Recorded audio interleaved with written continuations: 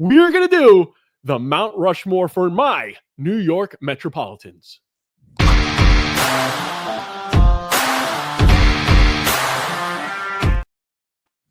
So on the graphic there was a guy with a mustache. I hope you didn't put Keith Hernandez on your list. I have no idea who's on your list. I don't remember. All I remember is when I saw it, I was a little disappointed. So who's number one? Well, you're disappointed because you're a Mets fan. Like, it's like you're disappointed because you're like, this is just like remembering. That's right. We're the Mets. No, because there's some guys that I think that you left off the list. But let's go through it. Who's number one? You're just straight up wrong. Let's just put it this way, because this is the best part about this, guys. Is this is his dream. He's thought about this his whole life, and he's wrong. Which is the case most of the time. So, David, who's your number one on the Mount Rushmore? My number one's easy. This is the easiest pick. One of the best pitchers in baseball history. He was the highest percentage in the Hall of Fame, right? Until Mariano? No, until Griffey. Until Griffey, and then Mariano went perfect. So on the top four is Mariano, Jeter, Griffey, and then Tom Seaver. Well, it was Seaver, though, and then Griffey, and then Mariano. I thought it was Jeter and then Mariano. Yeah. Tom Seaver, very easy. Hall of Famer, 3-time Cy Young winner, Rookie of the Year, 69 Mets World Series champion, 12-time All-Star, 3-time ERA champion. When you're looking overall stats, he's got 311 wins, 205 losses. The only man with a statue outside of Citi Field. What do you say? The only man with a statue outside of Citi Field. Yes, he was 10-time All-Stars in the first 11 seasons. He obviously got traded in 1977 to the Reds. But again, incredible baseball player, 198 wins as a Met. You're not going to find a better pitcher probably in Met history unless like somebody sticks around and just pitches for longer. Like, they'd have to be on his pace and just dominate forever and then stick around for 15 years versus his 10. And so that's the only thing, like, he can be surpassed in Mets history. It's just that he didn't pitch his 20-some years as a Met. He pitched it as a Red, as a White Sox, as a Red Sox. And the Mets, though, he was a Hall of Famer with the Mets. Yeah. Okay, who's your number two? Number two, one of my teammates actually gave me a signed jersey, said he loved my stash and to thank him for hitting somebody for him. David Wright. David Wright. I mean, the captain of the New York Mets, a guy that I personally don't think is as good as Mets fans make him out to be. Personally. Is he the face of the franchise over the last, 25 years? Yes, absolutely. Is he that generation's Derek Jeter? Absolutely. But personally, I'd rather have Pete Alonso. How about that? I wouldn't disagree with you. I think he's a better fielder. I think he meant more to that franchise at the time than Alonso has yet. Captain America, like, that's a thing, is he has surpassed what it meant to be a Met. He's even gone past that, played his entire career as a Met. Let's go through number 7-time All-Star, 2-time Gold Glover, 2-time Silver Slugger. Just like always, he was kind of always there at all the time. Like, he was just the guy. Here's what he is. Bottom line, he is the New York Mets version of Don Mattingly. Oh yeah, absolutely, and I give you that. He just didn't. Yeah, yes, 100%. He's not a Hall of Famer. He won't be a Hall of Famer, but the dude had almost a 296 career average in that era, which is insane. 242 home runs, which I think probably Alonso's already passed. Yeah, I'm probably not very sure close. My head. It's probably close, very close. Almost 1,000 RBIs. He's not going to blow you away with some of his numbers, but his OPS plus is 133 for his career, 33% better than other players around him. Again, great player, probably the best. He is the best position player the Mets have ever had over a course of their career. Who is your number three? Number three, my number three and number four were both teammates, just incredible. Hit the ground running, fizzled off later, but this guy fizzled off a little bit quicker. Dwight Gooden. Well, that's what happens when you smoke crack, Yeah. everybody. You're one of the greatest pitchers to ever play, and then you smoke crack. So don't do drugs. Yeah. Well, it was my one of my favorite line from Waterboy. That brings me to the next point. Don't smoke crack. And that coming from Lawrence Taylor is just great in itself. You know, I don't know if anybody's ever hit the scene running the way he did other than Paul Skeens. Yep.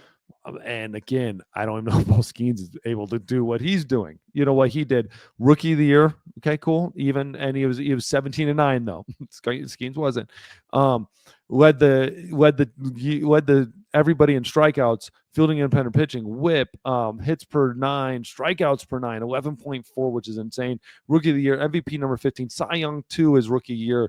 Then his sophomore year, where he followed that up with a Cy Young and MVP 4, even better year, 24-4, 12.2 WAR, which is absolutely mind-blowing as a pitcher. And I mean, that's what Ohtani did with as a pitcher and hitter. This is what he did was absolutely crazy. The next year, Cy Young 7, the next year, Cy Young 5, a couple years later, a Cy Young 4. He ended up finishing out. He had a couple decent years as a Yankee, finishing out just kind of like whatever. Had missed a season in there. It just he hit the ground so incredible. Tim Lincecum style, like. Paul Skeens is the closest I've seen yet. Yeah. DeGrom is on that short list too, of like just hit that ground and just boom, full steam ahead, and being able to back it up. To me, he's also that one of those guys like, what if? Well, the difference between him and Paul Skeens, because they're very similar, is Gooden smoked the pipe and Paul Skeens gives Livy Dunn the pipe. That's it. That's the line. That's it. All right. Who's next? Who's your number 4? My number 4 teammate through that basically that same time period. This was tough because we get to a little tough spot here. But to me, when you think Met, he's a dude. Like he's it. Like Darryl Strawberry. Okay. Darryl Strawberry, another guy who had problems with drugs, another guy who should have never left the New York Mets. He should have never went to the Dodgers. He admits that now. Great player, but again, not a Hall of Famer, not ever going to get close to the Hall of Fame. Had a beautiful swing, a great player, but spent way too much time partying. Yeah. Got in that Mets. I've heard some very, very fun stories about those Mets teams, that World Series champion team, and like some partying and crazy story, things I didn't think people would do on a baseball team, and that doesn't include drugs. Rookie of the year in '83, obviously Dwight Gooden won it in '84, so that's just like wow, you're set up for the rest of your as a franchise when that happens. Let's go through the All-Stars. 8-time All-Star, 3-time World Series champion. One of those, obviously, with the Mets. Look at a home run derby champion, 2-time Silver Slugger, Rookie of the Year. I mean, those weren't all at the Mets, but when you look at his Mets career, you're going Rookie of the Year, All-Star, All-Star, All-Star, MVP 6, MVP 2, All-Star, MVP 3. And then he went to LA, MVP 9, and then it just kind of had some had that little decent comeback with the Yankees. Got into a good brawl when he was a Yankee, which is always fun to watch him come out of nowhere. Which is amazing because somebody brought that up to me yesterday, which is just awesome. Yeah, which is just great. At his peak, he was becoming one of the best players in baseball in that 88 year, 39 home runs, led Major League Baseball in slugging and OPS plus. They thought he was going to be Griffey. 100%. He had the kind of a smooth swing too, a unique little smooth swing, good look, just kind of played the part, had the swagger and all that. Just partied too hard. Okay, who's your guy that just missed?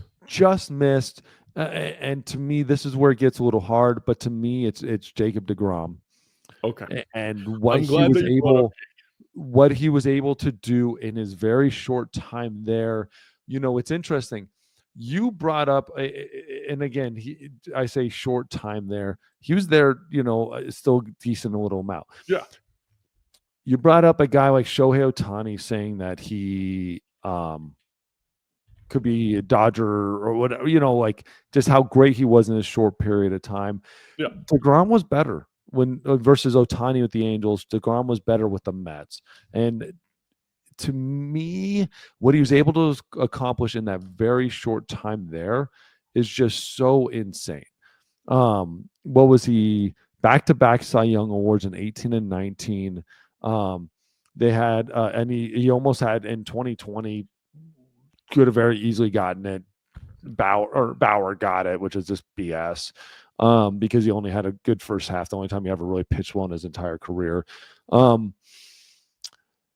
As dominant as anybody's ever been in baseball. And when they went to the World Series, I mean, it's just insane what he was able to do in his time there.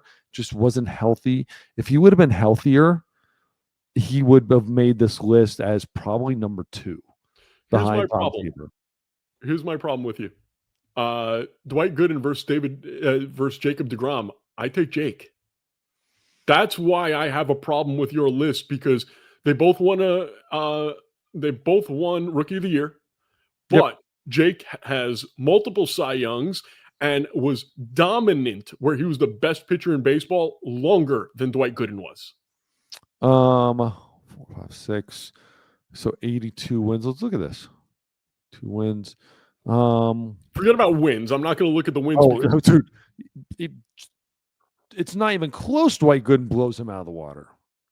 But for how long? Blows him out of the water and wins as a Met versus. Oh yeah, for wins, yeah, not even close, because it just from and Dwight Gooden was legitimately dominant for 4 years and 5 years as a Met. DeGrom was dominant for 5 years as a Met. Jake almost won 3 Cy Youngs in a row. He won 2, and he almost won a third. But the third, again, 12 games pitched. 12 games pitched. Yeah. He only used 4 and 2. No, but right now, are you going to blame a pitcher in this day and age for not getting wins? So you're telling me that Skeen sucks because the argument is that he's the most dominant? Yes. If you're dominant, you're getting the dub. Okay. But again, hey, dude, like I told you, if he was healthy just a little bit longer, he's number 2 behind Tom Seaver. I know, but right now, I put Jake above Dwight Gooden. I have to. I think if 2 guys walk into Citi Field and you ask everybody who's more of a Met, Jacob deGrom or Dwight Gooden, I think it's Dwight Gooden. Can't ask that right now, because that's what Mount Rushmore is. No, but you can't ask more of when you think of Mets, who's the dude? Okay, but if you ask that same question while Dwight Gooden was on the Yankees, you would get a different answer. Right now, Jacob deGrom is on a different team. If you ask that question in 20 years, you'll get a better answer, is all I'm saying. Because I think in 20 years, Jacob deGrom is going to have just as many seasons off the Mets as he is with the Mets. Okay. Well, but again, like, it's a great argument. This is an awesome one. Yes. Rookie of the Year, Cy Young 7, Cy Young 8, Cy Young 1, Cy Young 1, Cy Young 3, Cy Young 9. Incredible. And you know what? His best season, most dominant season, at a 9.4 WAR. Dwight had a 12.4. Okay. Well, that's a fair point. It's a fair argument. But then I go, okay, but then to the flip side, this next best WAR he ever had as a Met was 5.5. Where deGrom, and again, I know I get it, and I even have the argument with WAR and all that stuff, but it is an easy stat to just sit there and grab. And if you don't want to compare anything else, you can just grab this and go, okay, deGrom was 3.1, 5.3, 9.4, 7.2, 4.5. Like, he's had better years from a WAR perspective. That's what I'm saying. He was more dominant for longer, in my opinion, than Dwight. But yes, when you put the wins over there, it's very, very close. And the fact that Jacob deGrom is not on that list is crazy to me, because I would put him over David Wright any day on the Mets Mount Rushmore. Yeah, I don't think when you walk in there and people say at the end of their career who's more of a Met. One, David Wright's the best position player the Mets have ever had, and then Hold on, because that's where my next argument with you is going to let's be. go. Where in the hell is Mike Piazza on this list? The man who carried that team to a Team, Huh? one team. He carried one team. Dude, he was dominant, the best player in Mets history at the time. 40 home run season, 100 RBIs, hitting 320, carrying them to a World Series. They couldn't get to a World Series with David Wright. And David Wright, by the way, also had Carlos Delgado and Carlos Beltran and John Olerud in that lineup, where Piazza had Edgardo Alfonso and Butch Husky. I believe David Wright is more of a Met than Piazza. I think Piazza would be considered even more. He was at better years with the Dodgers. Piazza's hat for the Hall of Fame is a New York Met hat. Doesn't matter. Of course it does. No, it doesn't. That doesn't. Andre Dawson is wearing a freaking Expos hat. There's a difference. When you became a Hall of Famer with the Cubs. You get to choose back then. When Mike Piazza was there, he didn't get to choose. That was the committee that decided. Exactly. And that's exactly why he didn't get to choose. The Hall of Fame sat back and went and picked one. And I do not believe Mike Piazza did not become a Hall of Famer with the Mets. Mike Piazza was already Rookie of the Year, MVP 6, MVP 4, MVP 2, MVP 2, MVP 14, MVP 9. He was already there. They needed the boost. And hell, like the Mets, don't get me wrong, when he was a Met, he did the stats that got him past. But he would have done that anywhere. That's the thing about it. He had already established himself as a Hall of Famer.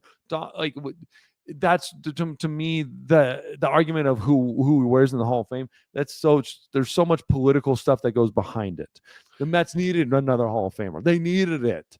The Dodgers didn't. And to me, there's times when they just pick a hat because they want to see the hat because they need teams. Like, hey, we're going to give you one. The Dodgers didn't need it, but the Mets did. They gave Gary Carter the Expos hat. That's all I'm saying. Yeah, because they pump those. They pump them. And they pump the ones that they feel like they need. Why are you constantly pumping? It's the Hall of Fame's pumping. It's a lot of pumping going on. In a couple weeks. And finally, the guy who's probably going to make the list and I think will overtake David Wright, Francisco Lindor. Interesting. My argument. Multiple. Juan Soto for me. Based on the first 50 games, I can't say that. But first based on games, we would have said I'm joking. But Lindor's going to age out before he gets to that point. He's not going to be far away, and he might pass David Wright. Multiple 30. Soto's got so many years to do it that he's going to unless he gets traded, he's going to pass everybody. Or he opts out after year 5. If you believe that he's not happy. He could. I don't know if he's going to have the numbers and the financial backing to opt out. I agree. And if he doesn't opt out, he gets $5 million more. Right. And that's the thing is, I think Soto is just going to have so many years to do it. And Lindor, by the time the age and stuff, and because let's not forget, Lindor played in Cleveland for a little while. Yeah. But what Lindor does on the field defensively and the multiple 30-30 seasons, I can very easily see Lindor being considered one of the best Mets of all time. That was a good contract. I can see it. Absolutely. And again, after his however many games that first year, he hit 230. Yeah. Well, everybody's sitting there talking about Juan Soto, but I said it before the season. You remember it? I said that's why I'm not picking the Mets to win the division at the end of the day, because it's going to take a little time. I don't know why when you go to become a Met, you get booed. You have problems in the beginning. Lindor, Piazza, Beltran didn't have a particularly great year. And these are great players, not good players. They're great players. Why it happens? It's probably because, if there is a God, he thinks that I'm his own personal blooper reel and wants to figure out a way to piss me off. Mets, you got to hate them. You got to believe that you're going to be miserable. All right. And with all that being said, Oh, I mean, excuse me. I was just about to end, but I just realized it. Even you, when you went to the Mets, you started off pretty good, and then you crapped the bed because That's God not true. wanted. Hmm? Crap the bed. I finished great. Yeah, you finished great, but you started off great. But when I was there, you crapped the bed. I was Oh there yeah, for because a you were whole there. It's series. you. Maybe you're the problem. It's a very good possibility. Thank God One I wasn't game. friends with Junior during his career. Still have a Mets record. And I might always have a Mets record. I've got a record too, but that's with the police department. Anyway, with that being said, I'm James. He's DA. Let us know who's right. Let us know who's wrong in the comments. Talk to you next time.